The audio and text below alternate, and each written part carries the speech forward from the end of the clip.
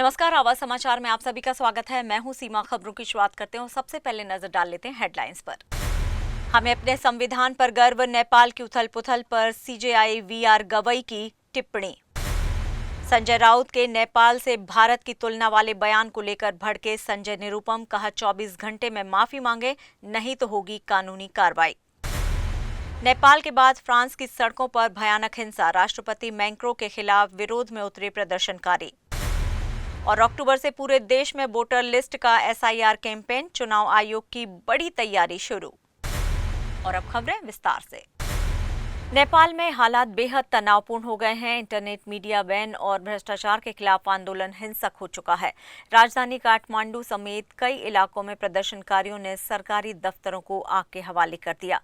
बाजार बंद है और सड़कों पर हिंसा का तांडव जारी है। हालात काबू में न आने पर नेपाली सेना ने मंगलवार रात 10 बजे से पूरे देश का कंट्रोल अपने हाथ में ले लिया है और 48 घंटे के लिए कर्फ्यू लागू कर दिया। इधर इंडो नेपाल सीमा पर भी हाई अलर्ट घोषित कर दिया गया है। एसएसबी की कई टुकड़ियों को तैनात किया गया है और नेपाल से पर्यटकों के प्रवेश पर रोक लगा दी गई है। कई क्षेत्रों में पुलिस ने आगजनी और लूटपाट करने वाले उपद्रवियों को हिरासत में लिया है। नेपाल के विराटनगर, रंगेली, दादर, बेरिया और करसिया जैसे इलाकों में सभी स्कूल कॉलेज बंद कर दिए गए हैं। यातायात ठप है और युवाओं का गुस्सा लगातार भड़क रहा है। इन हालात को देखते हुए भारत सरकार ने भी एडवाइजरी जारी की है। भारतीय नागरिकों से कहा गया है कि वे नेपाल की यात्रा ना करें और जो लोग नेपाल में मौजूद हैं वे अपने ठिकानों पर ही सुरक्षित रहें। हिंसा और कर्फ्यू के बीच बड़ी संख्या में भारतीय पर्यटक नेपाल से लौट रहे हैं। नेपाल में जारी हिंसक आंदोलन और भड़की आग अब भारत की राजनीति तक पहुंच गई है। शिवसेना यूबीटी सांसद संजय राउत ने बड़ा बयान देकर चेतावनी दी है कि भारत में भी हालात ठीक नहीं है और यहां भी नेपाल जैसे हालात बन सकते हैं। नेपाल में जेनजी के नेतृत्व में हो रहे प्रदर्शनों को लेकर संजय राउत ने केंद्र सरकार पर हमला बोला है। उन्होंने कहा है कि नेपाल की तरह भारत में भी भ्रष्टाचार, तानाशाही और भाई भतीजावाद है, लेकिन यहाँ लोग गांधी की अहिंसा की विचारधारा में विश्वास करते हैं, इसलिए हिंसा नहीं होती। राउत ने दावा किया है कि मोदी सरकार गांधी की विचारधारा की वजह से ही टिकी हुई है। राउत ने कहा कि प्रधानमंत्री मोदी 80 करोड़ लोगों को मुफ्त राशन देते हैं, लेकिन गरीबी अब भी खत्म नहीं हुई। उन्होंने नेपाल से तुलना करते हुए कहा है कि भारत का पैसा विदेशों में जा रहा है और सत्ता से जुड़े लोगों के बेटे दुबई और सिंगापुर में ऐश कर रहे हैं। केंद्र की विदेश नीति को भी राउत के निशाने पर लिया। उन्होंने कहा कि नेपाल भारत को बड़ा भाई मानता था, लेकिन संकट की घड़ी में भारत ने साथ नहीं दिया। ये विदेश नीति की असफलता है। सोशल मीडिया पर भी राउत ने नेपाल के विरोध प्रदर्शनों का वीडियो साझा करते हुए लिखा, नेपाल आज। ये स्थिति किसी भी देश में हो सकती है, सावधान रहें, भारत माता की जय। वहीं संजय राउत बयान के चलते विपक्ष के निशाने पर अब आ गए हैं। नेपाल भारत का एक सीमावर्ती ऐसा देश है जो बिहार से सटा है, जो वेस्ट बंगाल से उनसे बहुत सा एक भाग है, वो वेस्ट बंगाल से भी जुड़ा हुआ है, थोड़ा यूपी से भी जुड़ा हुआ है। ये आग जो है जो नेपाल में लगी है देश के सीमा पर, और हिंदुस्तान में 75 लाख 75 लाख नेपाली भी रहते हैं। ये आग जो है वो करप्शन के खिलाफ है। ये आग जो है नेपाल में लगी है ये तानाशाही के खिलाफ है। और ये आग सरकार, मंत्री और मंत्रियों के बेटे जो फॉरेन विदेश में जो है ना, उनके खिलाफ भी है। मंत्री उनको सड़क पर पकड़ कर लोगों ने मारा है, घर जलाए हैं। भारत की स्थिति भी ठीक नहीं है। ये ऊपर सब दिखा रहे हैं। लोग अंदर अंदर बहुत अस्वस्थ और असंतोषी है। तो सबको सावधान रहना चाहिए। मैं इतना ही कहूँगा, कभी क्या होगा, देखिए बांग्लादेश में हो गया, नेपाल में हो गया, म्यांमार में हो गया, श्रीलंका में हो गया, पाकिस्तान में तो होता ही रहता है। हमारी जो विदेश नीति, नेपाल कभी हमारा मित्र था, नेपाल भारत को हमारा बड़ा भाई मानता था, भूटान भारत को बड़ा भाई मानता था, लेकिन जब नेपाल और भूटान पर संकट आया तो ये बड़ा भाई उनके साथ खड़ा नहीं रहा। ये हमारी विदेश नीति का फेल्योर है, समझा। इसके लिए मैं कहता हूँ, यहाँ का भी युवा जो है आज आपको शांत दिख रहा है, वो बेरोजगार है, उसकी बहुत समस्या है। ये मोदी प्रधानमंत्री जी हमारे 80 करोड़ लोगों को मुफ्त में राशन देता है, उसका मतलब क्या है? ये लोग गरीब आज भी है, 10 किलो राशन पर जी रहे हैं। नेपाल की हालत भी ऐसे ही है। नेपाल में जारी हिंसा को लेकर भारत में पक्ष और विपक्ष में आरोप प्रत्यारोप का दौर शुरू हो गया है। शिवसेना उद्धव गुट के नेता संजय राउत के बयान को लेकर राजनीति गर्मा गई है। सत्ता पर काबिज शिवसेना शिंदे गुट के उपनेता और प्रवक्ता संजय निरुपम ने सांसद संजय राउत के बयान पर कड़ा आक्रोश जताया है। राउत नेपाल मामले को लेकर बयान देते हुए कह रहे हैं कि जो नेपाल में हुआ वही भारत में भी हो सकता है। राउत के बयान को निरुपम ने देश विरोधी और देशद्रोह करार दिया। उन्होंने चेतावनी दी है कि अगर राउत 24 घंटे के अंदर अपना बयान वापस नहीं लेते और माफी नहीं मांगते तो उनके खिलाफ कानूनी कार्रवाई होगी। संजय निरुपम ने पुलिस से भी इस मामले में स्वतः संज्ञान लेने की मांग की है। वहीं निरुपम ने राउत पर देश में हिंसा भड़काने और संविधान के खिलाफ बयान देने का आरोप लगाया है। इलाज नहीं, जो नेपाल में हुआ उसकी हम निंदा करते हैं, निषेध करते हैं और नेपाल के युवकों से अपील करते हैं कि आप अपनी संपत्ति, अपने देश की संपत्ति को जला के राख करके आप कुछ भी हासिल नहीं कर सकते।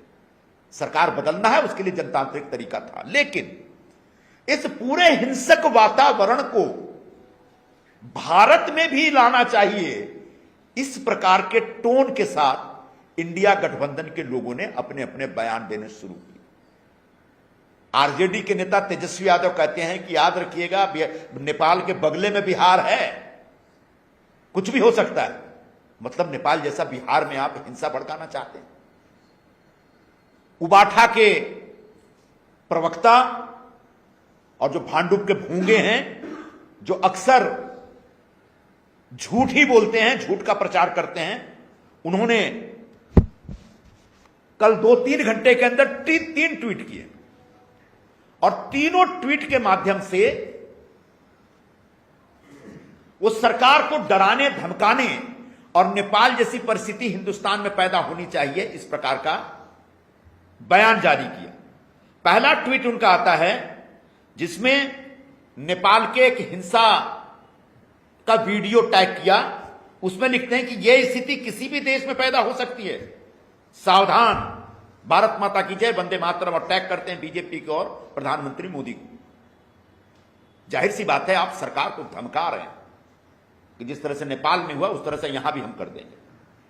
आगे एक ट्वीट करते हैं वो, नेपाल के वित्त मंत्री के पीटे जाने का वीडियो टैग करते हुए कि नेपाल के वित्त मंत्री, यह हादसा किसी भी देश में हो सकता है, सावधान रहिए, और टैग करते हैं भारत माता की जय और वंदे मातरम लिख के टैग करते हैं बीजेपी को, निर्मला सीतारमण को और प्रधानमंत्री मोदी को। इसके बाद नेपाल का ही एक और वीडियो टैग करते हुए लिखते हैं, जो प्रधानमंत्री ने इस्तीफा दिया उसके बाद अंग्रेजी में ट्वीट करते हैं, this unrest is unfolding along India's border, demand serious study by Indian policy makers. Tag कर रहे हैं प्रधानमंत्री मोदी को, हैशटैग नेपाल क्राइसिस। इंडिया का पॉलिसी मेकर मतलब कौन है? आज की सरकार में बैठे लोग। यह अपने देश में बांग्लादेश और नेपाल या श्रीलंका की तरह हिंसा भड़काने का एक षड्यंत्र रचने का सब। एक तरफ इंडिया गठबंधन वाले लोग हाथ में भारत के संविधान की लाल किताब लेके घूमते हैं और बार बार कहते हैं कि देश में संविधान के हिसाब से काम नहीं हो रहा है, संविधान का राज लागू होना चाहिए, इसलिए हमको सरकार दीजिए, और यह सरकार संविधान विरोधी है। अब संजय राउत की तरह जो लोग हैं, उन्होंने जो बयान दिया, क्या वो संविधान के दायरे में आता है? क्या देश के कानून और व्यवस्था के अंदर आता है? जी नहीं, यह देश विरोधी बयान है, यह एक प्रकार का देशद्रोह है। आईपीसी खत्म हो गया है, सरकार ने भारतीय न्याय संहिता लागू की है और भारतीय न्याय संहिता के सेक्शन 150 को हमने पढ़ने की कोशिश की।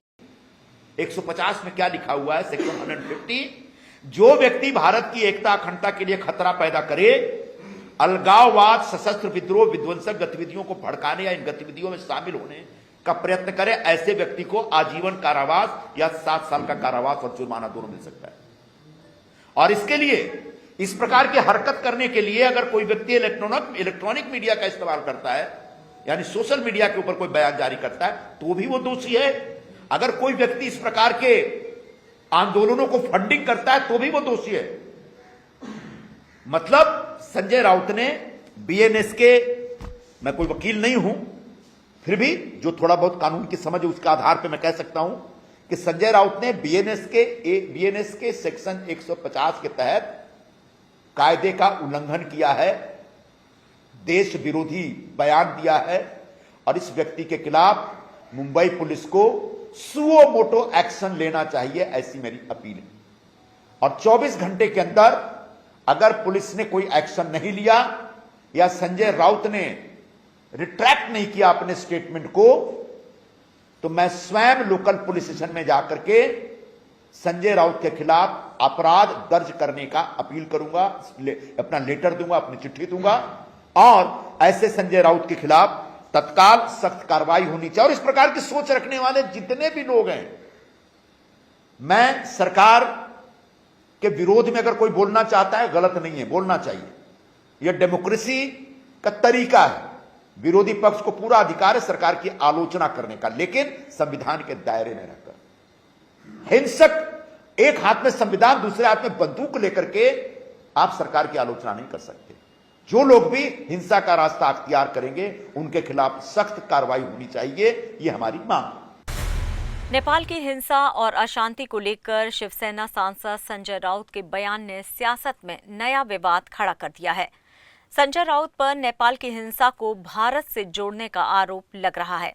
संजय राउत के बयान पर भारतीय जनता पार्टी ने कड़ी आपत्ति जताई है। बीजेपी विधायक और प्रवक्ता राम कदम ने कहा है कि देश में प्रधानमंत्री नरेंद्र मोदी के नेतृत्व में पूरी तरह से शांति और स्थिरता है, लेकिन राउत के बयान के पीछे की नीयत संदेह पैदा करती है। राम कदम ने सवाल उठाया है कि नेपाल की हिंसा की आड़ लेकर भारत को अस्थिर बताने की कोशिश क्यों की जा रही है। उन्होंने कहा कि संजय राउत के ऐसे बयानों से समाज में भ्रम और तनाव फैलाने का काम होता है। नेपाल की हिंसा पर आया ये राजनीतिक बयान अब महाराष्ट्र से लेकर दिल्ली तक गर्मा गर्म बहस का मुद्दा बन गया है। श्रीमान उद्धव ठाकरे गुट के नेता संजय राउत क्या बयान दे रहे कि नेपाल में जिस प्रकार की हिंसा हुई वो भारत में भी हो सकती है। इस प्रकार के बयानबाजी के पीछे आपकी क्या मानसिकता है? आदरणीय प्रधानमंत्री मोदी जी के नेतृत्व में ये देश पूरी तरह से सुरक्षित है। क्या आप ये शांति नहीं चाहते? बार बार हमारे दुश्मन मुल्क पाकिस्तान हो, अन्य देश हो, वहां बैठे हुए आतंकवादी आपकी इस बयानबाजी से खुश होते हैं? क्या उनकी सुपारी बजाने का काम भारत में रह के कर रहे हो या पाकिस्तान के प्रवक्ता के रूप में आप पेश आ रहे हो? इस प्रकार की बयानबाजी इसके पहले भी देखी गई है। ये सारे बयान षड्यंत्र के तहत है, कुछ लोगों को उकसाने के लिए है। मां भारती के लिए जो आवश्यक है उस प्रकार की बयानबाजी करो। विपक्ष में हो, विरोध के लिए विरोध न करते हुए जो देश के लिए जो फायदेमंद चीजें हैं, इस प्रकार की बयानबाजी हो। भारत में शांति है, अमन है और आदरणीय प्रधानमंत्री मोदी जी के कार्यकाल में बिल्कुल रहेगा। पर आपकी मंशा पर सवाल उठता है कि इस प्रकार के बयान के पीछे, आपकी मंशा के पीछे कुछ और कारण है। भारत के पड़ोसी देश नेपाल में मचे बवाल के बीच भारत के चीफ जस्टिस बी.आर. गवई ने गहरी चिंता जताई है। 5 जजों की संविधान पीठ की सुनवाई के दौरान सीजेआई ने कहा है कि हमें अपने संविधान पर गर्व है और पड़ोसी देशों की स्थिति से सबक लेना चाहिए। गवई ने सुनवाई में इशारा किया है कि नेपाल जैसे हालात हमारे यहाँ नहीं हैं, क्योंकि भारत का संविधान मजबूत है। जस्टिस विक्रम नाथ ने भी याद दिलाया कि बांग्लादेश में भी हालात बिगड़े थे। दरअसल सीजेआई गवई हाल ही में नेपाल यात्रा पर गए थे। वहां उन्होंने नेपाल सुप्रीम कोर्ट के चीफ जस्टिस प्रकाश मानसिंह राउत से मुलाकात की थी। साथ ही भगवान बुद्ध की जन्मस्थली लुम्बिनी जाकर शांति की कामना भी की थी। इधर नेपाल में प्रधानमंत्री केपी शर्मा ओली की सत्ता से विदाई के बाद अब युवाओं का विद्रोह और बड़ा हो गया है। प्रदर्शनकारी भ्रष्ट राजनीति की जांच, व्यापक प्रशासनिक सुधार और 3 दशकों से लूटी गई संपत्ति की वापसी की मांग कर रहे हैं। आंदोलनकारियों ने ऐलान किया है कि जिन युवाओं ने प्रदर्शन में जान गंवाई है, उन्हें शहीद का दर्जा और उनके परिवारों को सरकारी मान्यता या मुआवजा दिया जाए। खबरों में यहाँ लेंगे एक छोटा सा ब्रेक। आप बने रहिए आवाज समाचार के साथ।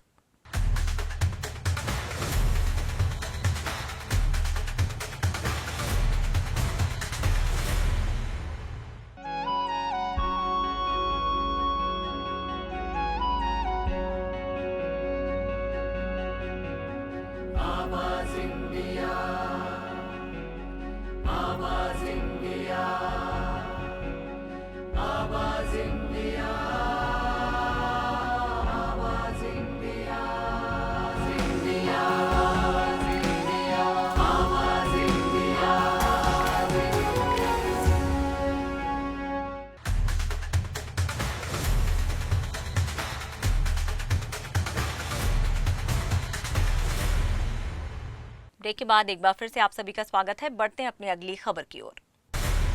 मुंबई के कांदिवली इलाके में दुकान विवाद के चलते 2 गुटों के विवाद का सनसनीखेज वीडियो सामने आया है। 4 तारीख को दुकान खाली कराने को लेकर मारपीट हुई थी, जिसमें 7 से 8 लोग घायल हुए और एक व्यक्ति की मौत हो गई। कांदिवली पुलिस ने संजय चौहान, अमरनाथ चौहान, अवधेश चौहान और कमलेश चौहान को गिरफ्तार किया है, जबकि अन्य 15-16 आरोपी फरार हैं और पुलिस उनकी तलाश कर रही है। दुकान खाली कराने को लेकर 2 गुटों में हुई हिंसक झड़प ने इलाके को खौफनाक माहौल में बदल दिया। इस झगड़े में 65 वर्षीय राम लखन यादव की मौत हो गई और 7-8 लोग घायल हुए हैं। पुलिस ने समाजवादी पार्टी के एक नेता समेत 4 लोगों को गिरफ्तार किया है। इस हिंसक भिड़ंत का खौफनाक वीडियो सोशल मीडिया पर वायरल हो रहा है, जिसमें ईंट, हॉकी स्टिक और पत्थरों का इस्तेमाल करते हुए 2 गुटों की लड़ाई साफ साफ दिखाई दे रही है। कांदिवली पुलिस ने धारा 302 के तहत मामला दर्ज कर जांच शुरू कर दी है और फरार आरोपियों की तलाश की जा रही है। सासुरे गांव में एक युवक की गोलीबारी में मौत का मामला सामने आया है। लावनी डांसर के चक्कर में हुई मौत की घटना से पूरे इलाके में सनसनी फैल गई है। सोलापुर वाशी तहसील के सासुरे गांव में सोमवार की रात 38 वर्षीय गोविंद जगन्नाथ वर्गे की गोलीबारी में मौत हो गई। गोविंद कार में मृत अवस्था में मिले, सिर में गोली लगी थी और कार में पिस्तौल भी बरामद हुई है। पुलिस ने शुरुआत में इसे आत्महत्या बताया, लेकिन जांच में हत्या की भी आशंका जताई जा रही है। गोविंद बर्गे बीड़ गेवराई के देठण गांव का उप सरपंच था और प्लॉटिंग का व्यवसाय करता था। ये पारगांव कला केंद्र की लावनी डांसर पूजा गायकवाड़ के प्रेम में था। इसके लिए उसने काफी पैसे भी खर्च किए थे, जिसमें सोने के गहने और 2.5 लाख रुपए का मोबाइल फोन शामिल है। हाल ही में उनके बीच विवाद चल रहा था। इसी विवाद को सुलझाने के लिए गोविंद सोमवार की रात अपनी सोनेट कार में पूजा के घर पहुंचा था। मंगलवार की सुबह बैराग पुलिस को कार खड़ी होने की सूचना मिली और घटनास्थल पर पहुंचकर गोविंद को मृत पाया गया। पुलिस ने पंचनामा किया और वाशी के उप विभागीय अधिकारी अशोक सायकर व बैराग पुलिस के निरीक्षक कुंदन गावड़े की अगुवाई में जांच शुरू कर दी गई है। इस घटना ने पूरे इलाके में हड़कंप मचा दिया है। महाराष्ट्र के चंद्रपुर जिले में इंसान और बाघ का आमना सामना एक बार फिर दर्दनाक हादसे में बदल गया। मूल तहसील के सोमनाथ इलाके में समाजसेवी बाबा आमटे के प्रोजेक्ट के रिहायशी परिसर में बाघ ने महिला पर हमला कर दिया। अचानक हुए हमले में महिला की जान तो चली गई, लेकिन पति ने बहादुरी दिखाते हुए बाघ से लाठी लेकर लड़ाई की। घटना सुबह करीब 5 बजे की है, जब 52 वर्षीय अन्नपूर्णा तुलसीराम बिलोने अपने पति के साथ रोजमर्रा के कामों में जुटी थी। तभी झाड़ियों से निकलकर बाघ ने महिला पर हमला कर दिया। पत्नी को बचाने के लिए पति तुलसीराम ने पूरी ताकत झोंक दी। बाघ पर लाठी से कई वार किए, लेकिन पत्नी को जबड़े से छुड़ा नहीं पाया। लोगों ने शोर मचाने और भीड़ इकट्ठा होने के बाद बाघ वहां से जंगल की ओर भाग गया, लेकिन तब तक अन्नपूर्णा की मौत हो चुकी थी। वन विभाग ने परिजनों को 20,000 रुपए की प्रारंभिक सहायता दी है और इलाके में गश्त बढ़ा दी है। वहीं ग्रामीणों का आक्रोश भी सामने आ रहा है क्योंकि ये पिछले कुछ दिनों में तीसरा बड़ा हमला है। नेपाल की अशांति के बाद अब फ्रांस में भयानक हिंसा फैल रही है। राष्ट्रपति मैक्रों के खिलाफ हजारों लोग पेरिस और देश भर की सड़कों पर उतर आए हैं। भीड़ ने कचरे के डब्बों में आग लगाई, बैरिकेड हटाए और सड़कों पर अराजकता मचा दी। पुलिस ने आंसू गैस का इस्तेमाल किया, 200 से अधिक लोगों को हिरासत में भी लिया, लेकिन भीड़ अब भी शांत नहीं हुई है। प्रधानमंत्री फ्रांसवा बेयरू के हटाए जाने और नए प्रधानमंत्री सेबेस्टियन लेकोर्नू की नियुक्ति के 2 दिन बाद ही ये हिंसा फैल गई है। ये आंदोलन ऑनलाइन शुरू हुआ और सोशल मीडिया पर वायरल होते ही देश भर में फैल गया। ब्लॉक एवरीथिंग अभियान ने फ्रांस के हर कोने में हड़कंप मचा दिया। रेंज शहर में बस में आग लगी, दक्षिण पश्चिम में पावर लाइनें क्षतिग्रस्त, यही नहीं ट्रेनों में भी बाधा डाली गई। फ्रांस की सरकार ने 80,000 पुलिस बल तैनात किए, लेकिन सड़कों की स्थिति नियंत्रण से बाहर है। ये आंदोलन 2018 के येलो वेस्ट आंदोलन की याद दिला रहा है, जब आम लोग आर्थिक असमानता और ईंधन करों के विरोध में सड़कों पर उतर आए थे। बिहार की तर्ज पर अब पूरे देश में वोटर लिस्ट का विशेष गहन पुनरीक्षण यानी कि SIR कैंपेन शुरू होने जा रहा है। चुनाव आयोग ने अक्टूबर से इस प्रक्रिया को लागू करने की हरी झंडी दे दी है। इसके लिए राज्यों के मुख्य निर्वाचन अधिकारियों के साथ मैराथन बैठक भी हुई है। देश भर में मतदाता सूची के विशेष गहन पुनरीक्षण यानी कि SIR तैयारियां तेज कर दी गई हैं। चुनाव आयोग ने सभी राज्यों और केंद्र शासित प्रदेशों के मुख्य निर्वाचन अधिकारियों के साथ 3.5 घंटे लंबी बैठक की। इस दौरान आयोग ने साफ कर दिया है कि 30 सितंबर तक सभी राज्यों को कागजी कार्रवाई और जरूरी तैयारियां पूरी करनी होगी।